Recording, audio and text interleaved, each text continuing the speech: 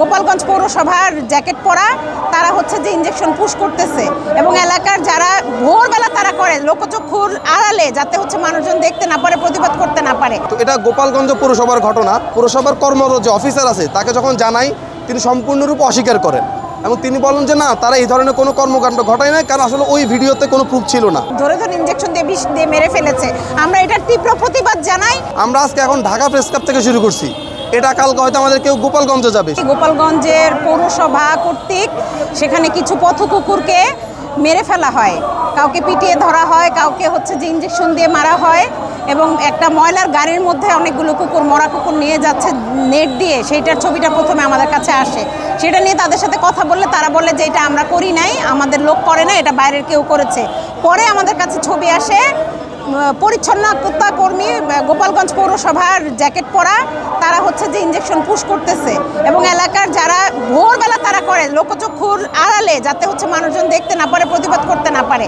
ভোরবেলা তারা গিয়ে কুকুরগুলোকে ধরে ধরে ইনজেকশন দিয়ে ভালো কুকুরদেরকে তারা মেরে ফেলে। এইভাবে এই যে কোথায় তাদেরকে ভ্যাকসিন দেওয়ার দরকার, কোথায় তাদেরকে হচ্ছে যে নিউটার করানোর দরকার, স্প্রে করানোর দরকার, তাদের একটা সঠিক পরিবেশ দেওয়ার দরকার। মানুষ এবং প্রাণীর সবারই আমাদের এই পৃথিবীতে সমাজে বেঁচে থাকার অধিকার আছে। এই বোবা প্রাণীগুলি কথা বলতে পারে না, তাই বলে কি আমরা তাদেরকে এইভাবে অত্যাচার নির্যাতন করে হত্যা করতে পারি? এটা কখনোই পারি না, কোনোদিনও পারি না। এবং আমাদের প্রাণী কল্যাণ আইন 2019 অনুযায়ী রাস্তার কুকুর প্রাণীকেও, এমনকি আমি যাদেরকে বাসায় পালি, যাদেরকে খাওয়ার জন্য রেখেছি, তাদেরকেও আমি অত্যাচার করতে পারি না, তাদেরকে নির্যাতন করতে পারি না। সেখানে তারা এদেরকে ধরে ধরে ইনজেকশন দিয়ে বিষ দিয়ে মেরে ফেলেছে। আমরা এটার তীব্র প্রতিবাদ জানাই।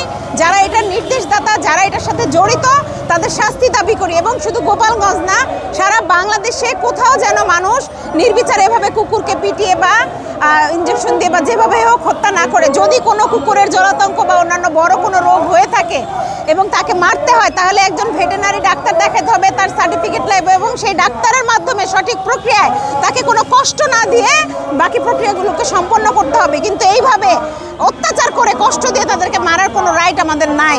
অনেক বড় অপরাধ। আমরা এটার তীব্র প্রতিবাদ জানাই এবং আমাদের এই প্রতিবাদ চলতেই থাকবে। আমরা যারা প্রাণীপ্রেমীরা আছি আমরা এটা করতে থাকবো। এবং আরেকটা কথা, এই যে সরকারের যে কাজগুলো, সেই কাজগুলো সরকার করে না। ফারি ফাউন্ডেশন, ফাউন্ডেশন, দীপান্বিতা রিদির শেল্টার, তারপরে এরকম আরও অনেক ভলান্টিয়ার ফাউন্ডেশনগুলো প্রাণীদের নিয়ে কাজ করে। ফারি ফাউন্ডেশন ইদানিং প্রত্যেক এলাকায় কুকুরদেরকে নিউটার করাচ্ছে, তাদেরকে করাচ্ছে।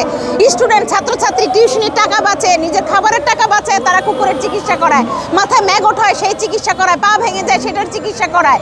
আমি নিজে এই ওদের প্রতি মায়া থেকে ইদানিং আমি হচ্ছে স্পট ট্রিটমেন্ট দেওয়া শিখছি, শেখা শুরু করেছি যে যাদেরকে স্পট ট্রিটমেন্ট। তো অসংখ্য শত শত ভলান্টিয়ার, স্টুডেন্ট, ছাত্রছাত্রী যাদের প্রাণীদের প্রতি মায়া, তারা ওদেরকে সুস্থ করে তুলে। আমার বাসায় একটা রিক্সায় আমি ওকে আজকে নিয়ে আসতে চাইছিলাম, কিন্তু ড্রেসিং করে দেখি ওর পায়ে কাঁচা রক্ত, সেজন্য আমি ওকে নিয়ে আসি নাই।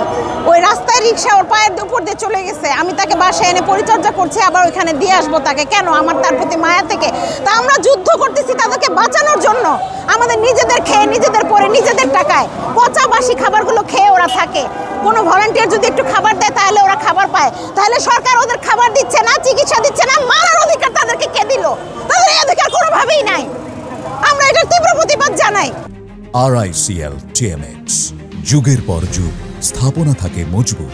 এটা আমাদের শুরু এবং আমরা আজকে এই ঘটনা জানার সাথে সাথে আজকে স্টেপ নিয়েছি। আমাদের যে কজন আজকে আসছে, আমরা আবার দাঁড়াবো, আরও মানুষ নিয়ে দাঁড়াবো, বিভিন্ন জায়গায় দাঁড়াবো।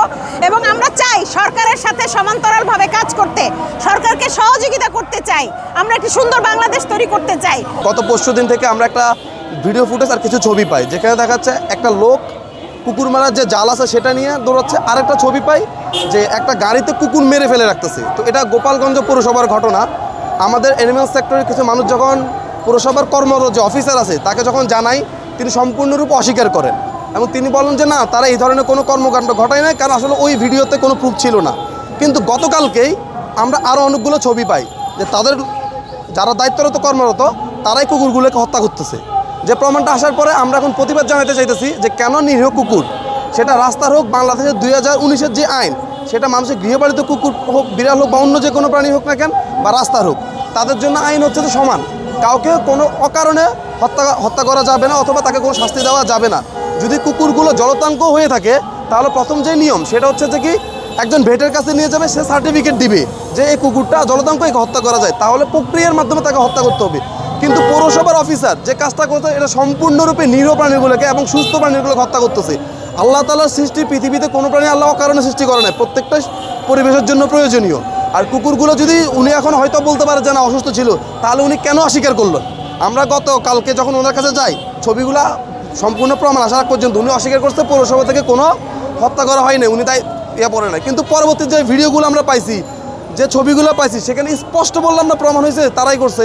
তাহলে আমরা চাই শুধু গোপালগঞ্জ পৌরসভা না, সারা বাংলাদেশের যেন প্রাণীগুলো নিরাপদে থাকে, তাদের একটা নিরাপত্তা চাই। হ্যাঁ, অসুস্থ এবং ক্ষতিকারক প্রাণীগুলোকে নিয়মের মাধ্যমে নিধন করা হোক, কিন্তু কোনো নিরাপরাধ প্রাণীকে যাকে হত্যা করা না হয়, নিধন করা না হয়, আমরা এটার প্রতিবাদ জানাই। আর গোপালগঞ্জের অফিসারের শাস্তি চেয়ে আমরা আজকে এই প্রতিবাদ। আমরা অ্যানিমেল সেক্টরে কাজ করি, তো আমাদের জন্য এটা গোপালগঞ্জে হোক বা সন্দ্বীপে হোক, চট্টগ্রাম যেখানে হোক না কেন, প্রতিবাদ জানানোর জন্য অ্যানিমেল লাভারদের বাংলাদেশে যদি কোনো ঘটনা ঘটে, প্রতিবাদ জানানোর জন্য কোনো নির্দিষ্ট জায়গায় লাগে, আমরা আজকে এখন ঢাকা প্রেস ক্লাব থেকে শুরু করছি।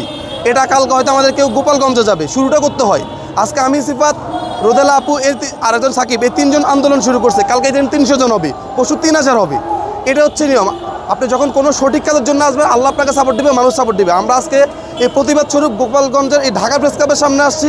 কালকে হয়তো দেখবেন যে আরও অ্যানিমাল লাভার যারা গোপালগঞ্জ আছে, তারা গোপালগঞ্জ প্রেস ক্লাবের সামনে আসবে এবং এটা একটা শাস্তির ব্যবস্থা করা পর্যন্ত আমরা এই প্রতিবাদ আন্দোলন চালাই যাব।